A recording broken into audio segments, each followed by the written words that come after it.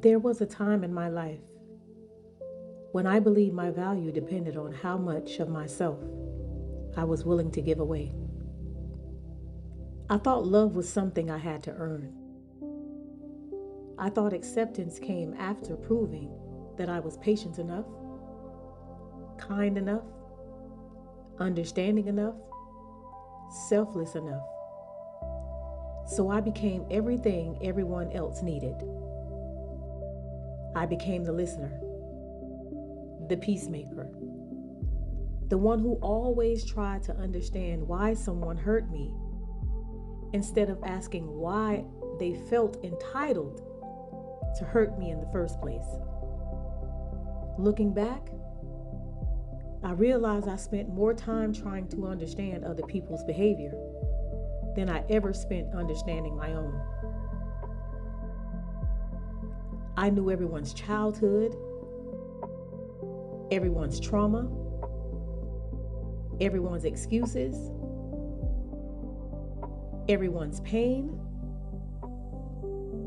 but I had become a complete stranger to myself. It didn't happen overnight. Nobody wakes up one morning and says, "Today, I'm going to abandon myself." It happens slowly, quietly, one decision at a time, one compromise at a time, one swallowed emotion at a time, one ignored intuition at a time. Every time I said yes, when my spirit was screaming no, I drifted a little further away from myself. Every time I accepted disrespect because I wanted to keep the peace, I taught myself that my peace wasn't important. Every time I questioned my own reality because someone else was so confident in theirs, I slowly stopped trusting the only voice that had been trying to protect me all along, my own.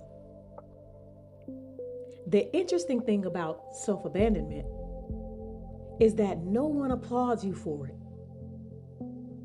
The people who benefit from you having no boundaries will call you loving. They'll call you loyal. They'll call you forgiving. But very few people will stop, look you in your eyes and ask, who's taking care of you?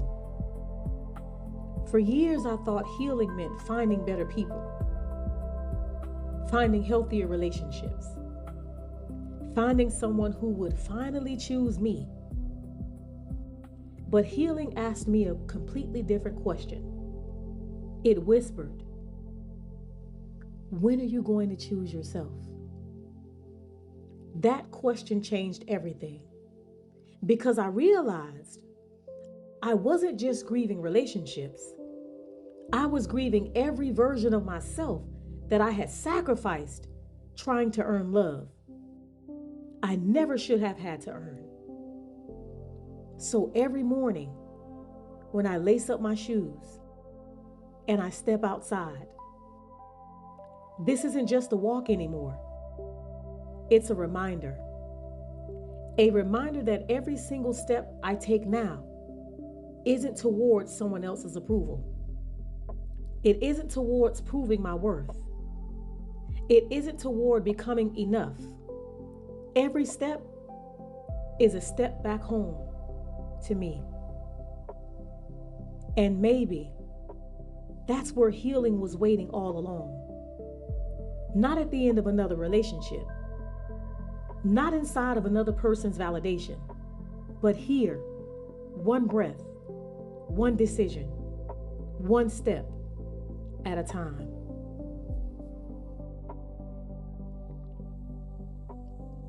There comes a moment when life becomes so loud that the only thing left to do is become quiet. For the longest time, I thought silence was empty. I avoided it. I'd turn on the television, stroll through my phone, call someone, stay busy, anything to avoid being alone with my own thoughts. Because when the noise stopped, I could finally hear myself. And honestly, that terrified me. I didn't realize how much of my identity had been built around distractions. If I stayed busy, I didn't have to ask myself hard questions. If I stayed focused on everyone else's problems, I never had to face my own.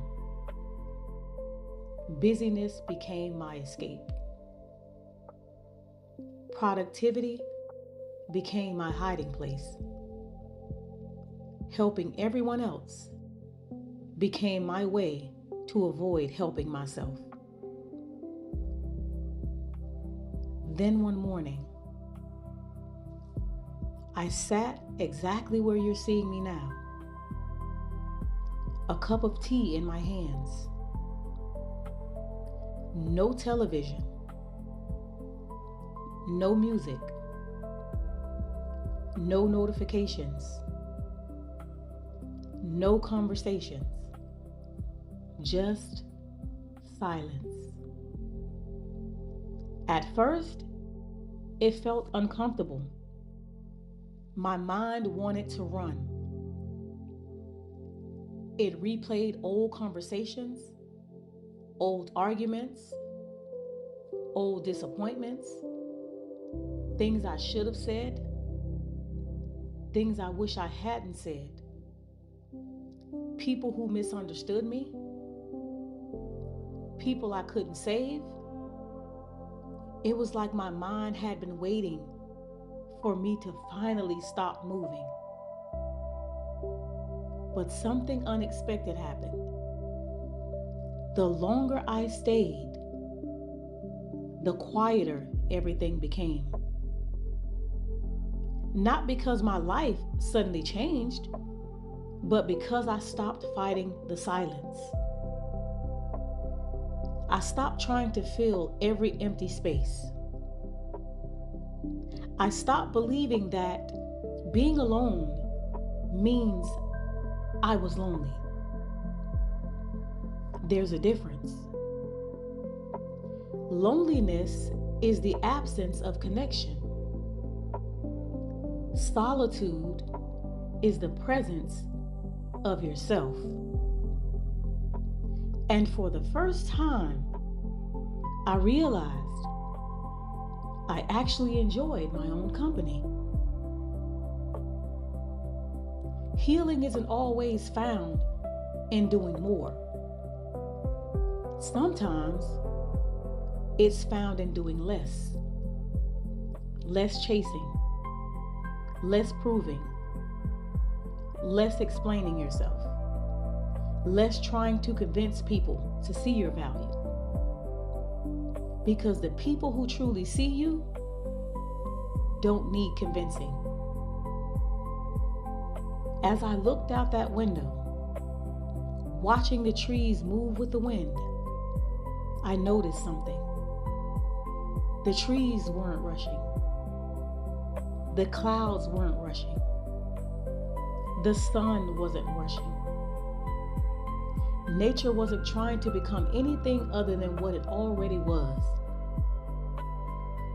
It simply existed. And I wondered, when was the last time I allowed myself to simply exist?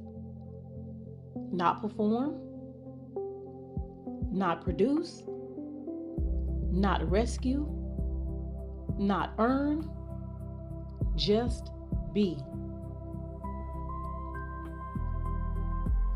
Maybe that's why these silent moments became sacred to me. Because every time I sat here, I remember something I had forgotten. Peace.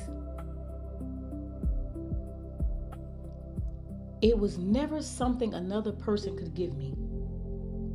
It was something I had to stop taking away from myself. So now, with every cup of tea, every quiet morning, every moment spent watching the sunrise through this window isn't just part of my routine. It's a promise. A promise that before I give my energy to the world, I will spend a little time coming home to myself.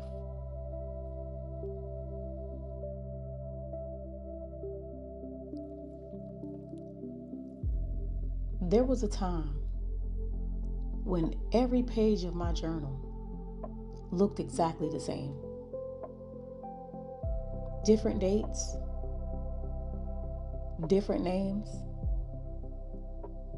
different situations, but somehow the same pain. I'd write about what they did, what they said, how they lied, how they manipulated me, how they made me question myself. Page after page, I documented the damage. And while there was nothing wrong with telling the truth, I eventually realized my entire journal had become a biography about someone else's life, not mine. Then one day, something changed. Instead of asking, why would they do this to me? I wrote something I had never asked before. Why did I believe I had to stay? That question stopped me in my tracks. Because for the first time, I wasn't looking outward. I was looking inward. The answers didn't come all at once. Some days, I just stared at the paper. Other days, I cried before I wrote a single word. And sometimes, the truth hurt more than the relationship ever did. Because I had to admit, there were moments when my intuition had spoken, and I ignored it. There were red flags I explained away. Boundaries I abandoned. Pieces of myself I traded for the hope that someone else would finally love me the way I deserved. Journaling stopped being a place where I collected evidence against other people. It became the place where I rediscovered myself. I started asking different questions. When did I stop trusting myself? Why do I feel responsible for fixing people who don't want to change? Why am I afraid to disappoint everyone else, but so comfortable disappointing myself? Those questions didn't make me feel guilty. They made me aware. And awareness became the beginning of my freedom. Every honest answer returned another piece of me. Not because the past changed, but because I stopped running from it. I stopped writing to relive my pain and started writing to understand my patterns. There's a difference. One keeps you stuck. The other helps you move forward. So now, when I open my journal, I'm not trying to rewrite yesterday. I'm creating a different tomorrow. One honest sentence, one uncomfortable truth, one breakthrough at a time. Because healing didn't begin when someone finally understood me. Healing began the moment I became willing to understand myself.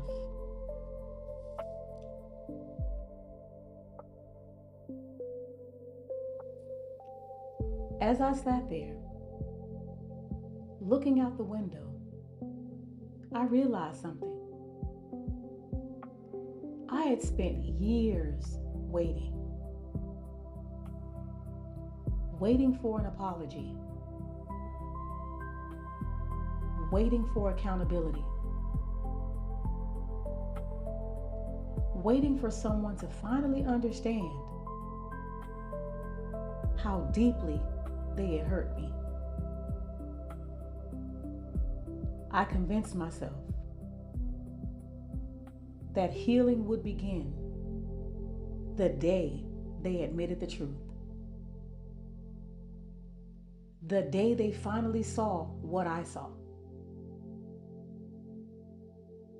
The day they looked me in the eyes and said, "You were right."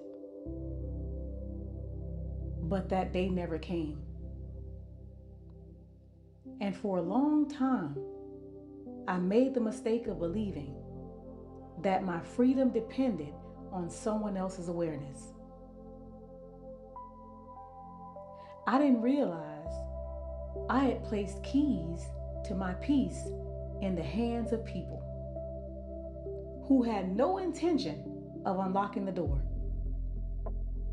And one day, I asked myself a question that completely changed the way I look at healing. What if closure isn't something they give me? What if closure is something I choose? At first, I resisted the idea because a part of me wanted justice. I wanted honesty. I wanted accountability. I wanted acknowledgement. I wanted someone to say, "I shouldn't have treated you that way." Those are human desires. There's nothing wrong with wanting them. But I also had to face another truth. Some people will never become the person you needed them to be. Not because you're unworthy, but because they lack the willingness or the capacity to meet you where you are. And waiting for them was quietly keeping me trapped.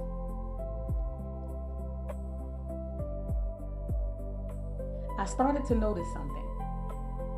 Every day I waited, I gave away another piece of my present to the past that could not be changed. I was physically moving forward, but emotionally, I was standing still, looking back, replaying conversations, imagining different endings, trying to rewrite chapters that had already been written.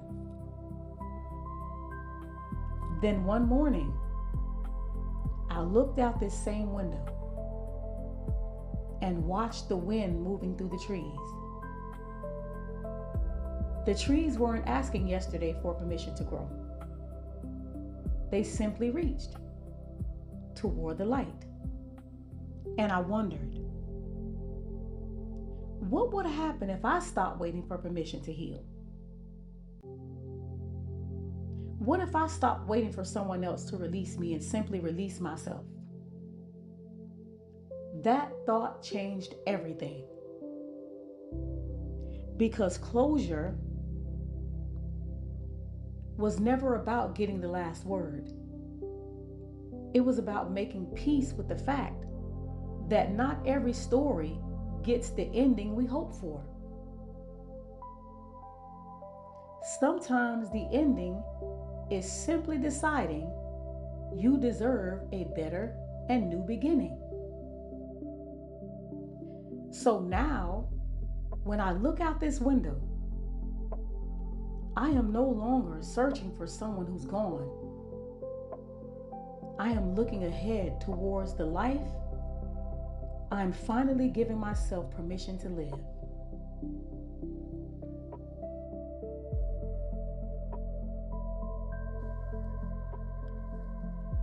There was a time when I believed information alone could heal me. So I'd read everything. Books, articles, research, psychology, trauma, attachment styles, boundaries, narcissism. I was searching for that one piece of information that would finally make everything make sense. And little by little, it did. Not because the books gave me all the answers, but because they gave me better questions. I stopped asking, what's wrong with me? And started asking, what happened to me? That one question changed the way I looked at myself, because pain always makes more sense when you understand the story behind it. As I continued reading, I noticed something uncomfortable. I wasn't just reading about other people. I was reading about myself. I saw the overgiving, the people-pleasing, the fear of disappointing others, the tendency to ignore my intuition, because I wanted to believe the best in everyone. It was as if every chapter held up a mirror I wasn't expecting to look into. Some truths were difficult to accept. Not because they made me feel ashamed, because they helped me realize how often I had mistaken survival for love. How often I confused familiarity with safety. How often I believed that if I loved someone enough, they would eventually become the person I needed them to be. That wasn't love. That was hope. Trying to negotiate with reality. The more I learned, the more compassion I had for the version of me who didn't know any better. She wasn't weak. She wasn't foolish. She was doing the best she could with the awareness she had at the time. And once I understood that, I stopped attacking my past. I started honoring it. Because every mistake, every heartbreak, every lesson had quietly brought me to this moment. Knowledge alone didn't transform my life. Applied wisdom did. Reading showed me the patterns. But healing required something more. It required courage. The courage to live differently than I had before. Because awareness without action simply becomes another form of entertainment. So now, when I open a book, I'm not looking for someone to tell me who I am. I'm looking for wisdom that helps me remember who I've always been. And that's a very different kind of learning.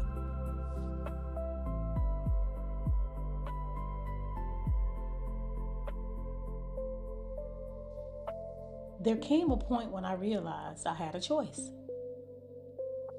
I could spend the rest of my life replaying everything that happened to me. Or I could use what I learned to build something meaningful. That wasn't an easy decision, because healing asks you to stop identifying with your wounds, not because they didn't happen, but because they no longer have to define who you become. I began to see something that I had never noticed before. Every painful experience had taught me something. Every disappointment had revealed a pattern. Every boundary I failed to set became a lesson that eventually taught me how to protect my peace. None of it was wasted. Not one tear. Not one sleepless night. Not one moment spent questioning my own worth. For a long time, I wished I could erase parts of my story. I wanted to pretend those chapters never happened. But then I realized if I erase the pain, I'd also have to erase the wisdom. I'd have to erase the strength. I'd have to erase the compassion that now allows me to recognize someone else's silent struggle. Purpose doesn't always arrive as a grand moment. Sometimes it begins with a quiet decision. A decision to stop asking, why did this happen to me? And start asking, now that I've lived through it, what can I do with it? That question changed the direction of my life. I stopped seeing my experiences as evidence that I was broken. I started seeing them as evidence that I had survived. And survival became understanding. Understanding became wisdom. And wisdom became something worth sharing. The work I create now doesn't come from perfection. It comes from lived experience. It comes from nights I cried, the mornings I questioned myself, the moments I almost gave up. Because I know there's someone listening who's standing exactly where I once stood. If my story can help them take one step forward toward themselves, then every chapter I survived has become part of something bigger than me. Today, when I sit in front of this computer, I am not trying to prove my worth. I am simply offering what I've learned along the way. Because sometimes the greatest purpose we discover is helping someone else realize they're not walking this path alone.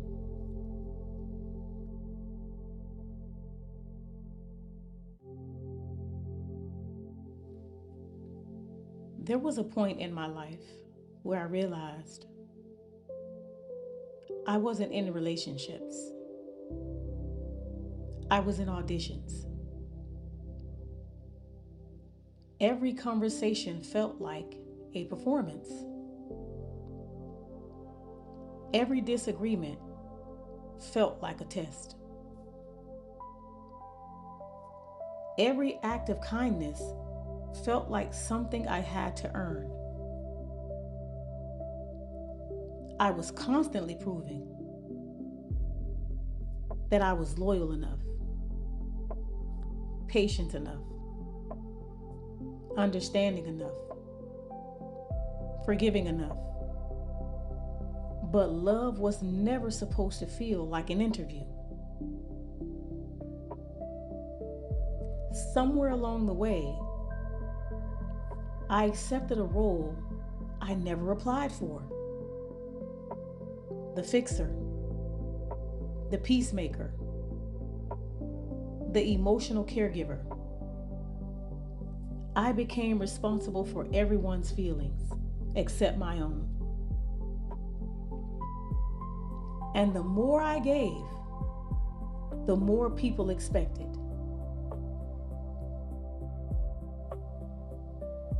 Not because they were evil, but because I taught them that my boundaries were negotiable. That's a hard truth to sit with.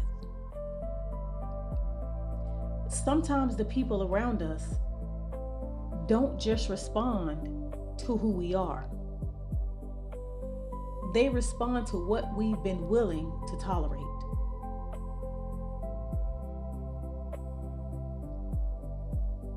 The day I stopped auditioning, I also stopped chasing acceptance. I no longer needed to convince people to see my value. Because my value wasn't something they had the authority to approve or reject.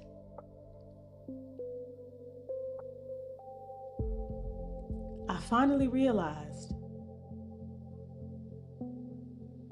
that self-respect isn't loud. Sometimes it looks like walking away quietly. It looks like saying less. It looks like choosing peace over proving a point. And once I stopped performing for love, I finally had enough energy to build a life that actually loved me back.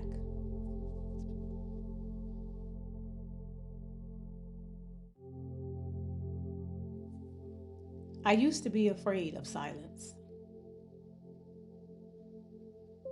If there wasn't noise,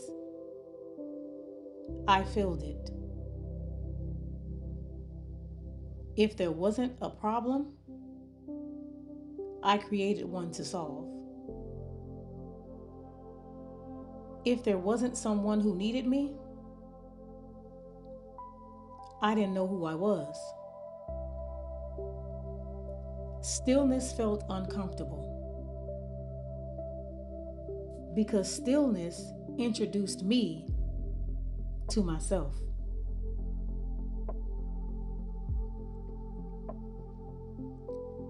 Meditation didn't magically heal me. It simply removed the distractions. There was nowhere to run, no one to fix, no conversations to replay, no future to control, just me. Sitting with every emotion I had spent years avoiding. That's when I realized Peace isn't something you find. It's something you stop interrupting. The answers I was chasing were never louder than my intuition. I just couldn't hear it. Because I had been living in survival mode for so long. Every time I choose stillness now, I remember. I don't need to force life to unfold. I don't have to chase every answer. I don't have to rescue everyone. Sometimes, my only responsibility is to be fully present with myself. And from that place, every decision becomes clearer.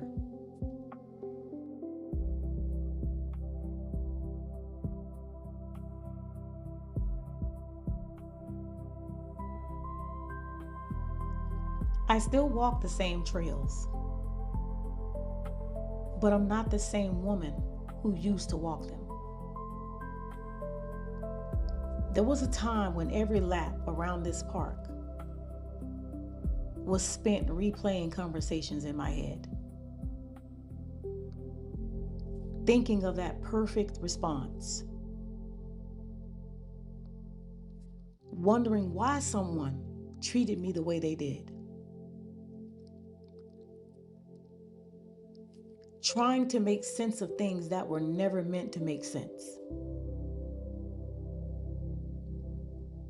I was physically moving, but emotionally, I was standing still. Now these walks feel different. I don't come here to escape my life. I come here to reconnect with it. Every step reminds me that healing isn't a destination. It's a decision I continue to make. Some days I walk with confidence. Some days I walk with questions. Some days I don't feel strong at all, but I still move. That's the difference. Growth isn't measured by how perfect you become. It's measured by how often you keep choosing yourself. Even on the difficult days, these paths have watched me cry. They've watched me pray, laugh, let go, and become someone I've never imagined I could be. I used to walk carrying everyone else's expectations. Now, I walk carrying my own peace. And trust me, it feels a whole lot lighter.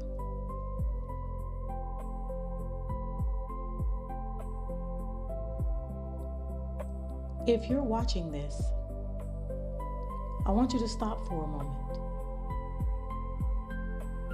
Not because I have all the answers, because I want to ask you a question. When was the last time you chose yourself without feeling guilty? Somewhere along the way, many of us were taught that being a good person meant putting ourselves last. We became available to everyone except ourselves. We answered every phone call,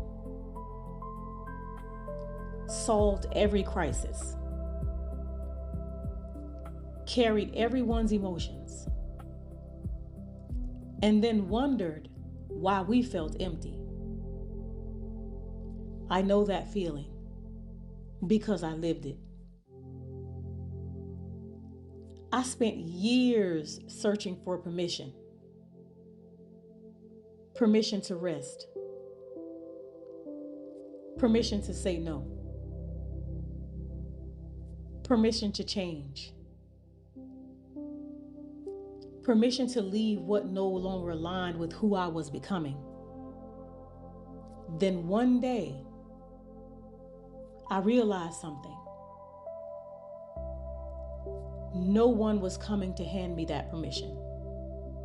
I had to give it to myself. And maybe that's why you're here today. Maybe this isn't just another video. Maybe this is your reminder that your life belongs to you. Your healing belongs to you. Your peace belongs to you. You don't have to earn the right to become the person you've always been underneath the fear. You simply have to decide that today you are no longer abandoning yourself.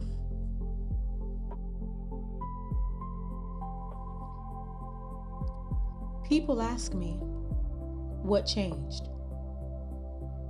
but that's the wrong question.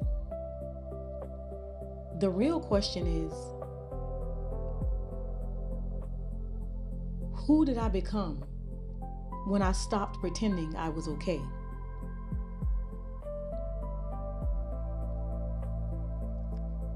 Healing didn't introduce me to a new person. It introduced me to the woman who had been buried underneath fear, people-pleasing, survival, and self-abandonment. I spent years believing I had to become someone else. More lovable, more patient, more understanding, more acceptable, more forgiving, more self-sacrificing. But healing stripped all that away until there was nothing left except me. And honestly, meeting myself was uncomfortable because I couldn't blame anyone anymore. I had to ask myself difficult questions.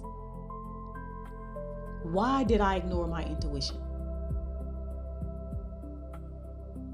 Why did I confuse being needed with being loved? Why did I stay where my spirit kept asking me to leave? Those answers weren't easy, but they were freeing. Because once you tell yourself the truth, you stop negotiating with your own soul. Today, I don't recognize the woman I used to be. Not because she's gone, but because she finally remembered who she was before fear convinced her she had to become someone else.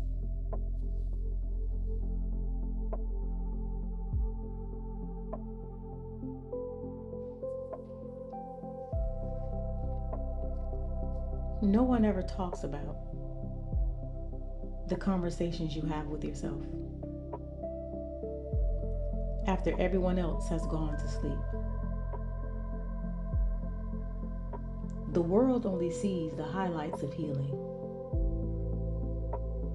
They see the boundaries. They see the confidence. They see the smile. But they don't see this. They don't see the nights when you're writing through tears, trying to untangle years of conditioning, trying to separate your own voice from all the voices that told you who you were supposed to be. My journal became the one place where I stopped performing. I didn't have to sound wise. I didn't have to sound healed. Hell, I didn't even have to make sense.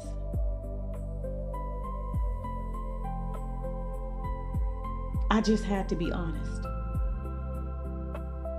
Some nights, I wrote pages filled with anger.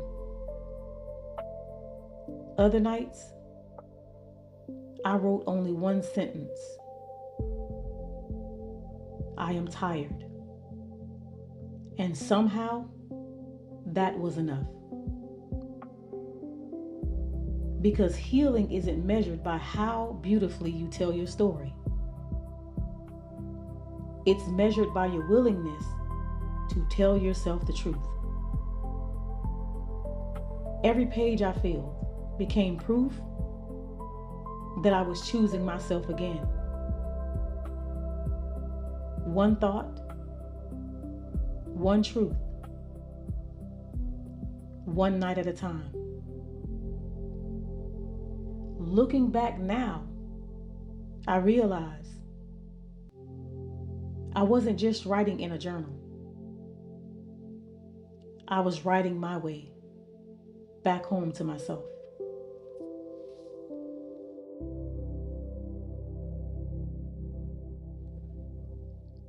Nighttime used to be the hardest part of my day. Because when everything became quiet, there was nowhere left to hide. During the day, I could stay busy. I could work. I could clean. I could stroll. I could distract myself. But at night, my thoughts always caught up with me. I replayed conversations. I questioned my decisions. I wondered if I had asked for too much, or if maybe I wasn't enough. I spent years trying to silence my intuition, because believing the truth meant changing my life.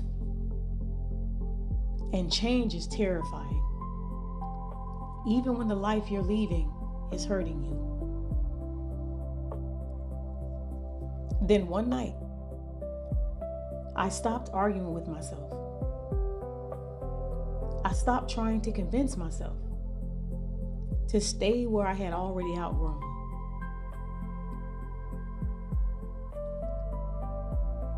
I stopped negotiating with what my spirit had been whispering all along. I finally accepted that peace was never going to come from pretending. It was going to come from choosing what was true. That's when sleep became different. Not because life suddenly became easy, but because my mind and my soul were no longer at war with each other.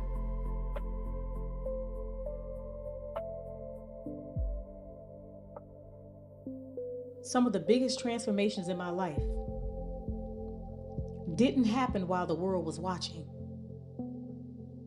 It happened in moments exactly like this, alone, in the dark, finally choosing myself.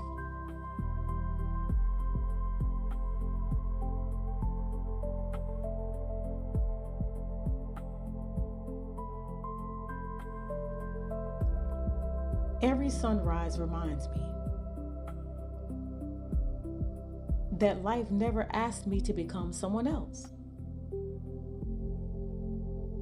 It only asked me to begin again.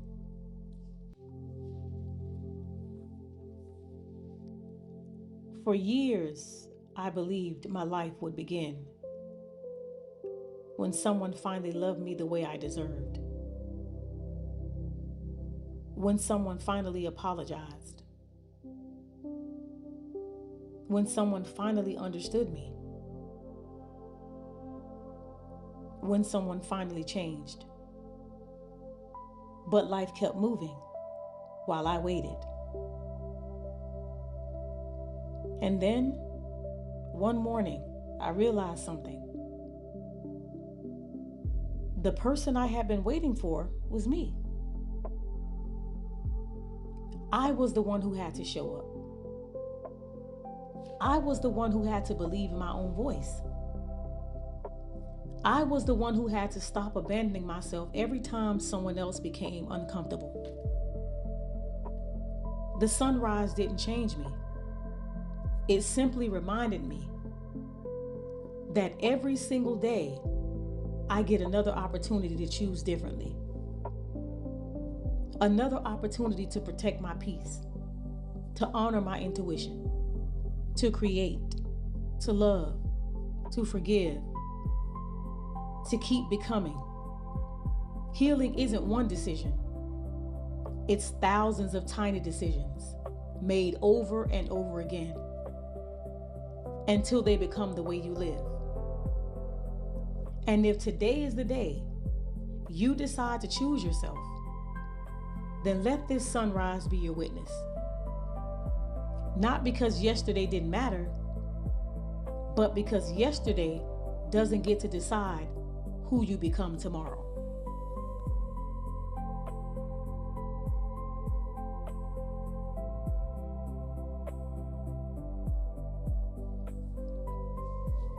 I used to believe that healing meant becoming someone new, someone stronger, someone wiser, someone who could never be hurt again. But I understand something different now.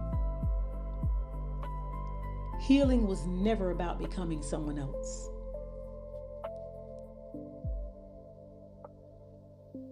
It was about remembering who I was before fear convinced me to abandon myself. Before I confused sacrifice with love. Before I believed my worth depended on how much I could endure. Before I handed other people the pen and let them write my story. Today, I take that pen back. I no longer need everyone to understand my journey. I don't need permission to change. I don't need applause for choosing peace. I don't need closure from people who benefited from my confusion. Because the greatest closure is becoming the person they never expected you to become. A person who trusts herself, who honors her intuition, who protects her energy, who no longer negotiates her value. This journey was never about them. It was always about coming home to myself. And if you walk beside me through this story, I hope you leave with one truth. Your life does not begin when someone fully chooses you. Your life begins the moment you choose yourself. Every ending is quietly asking you to begin again.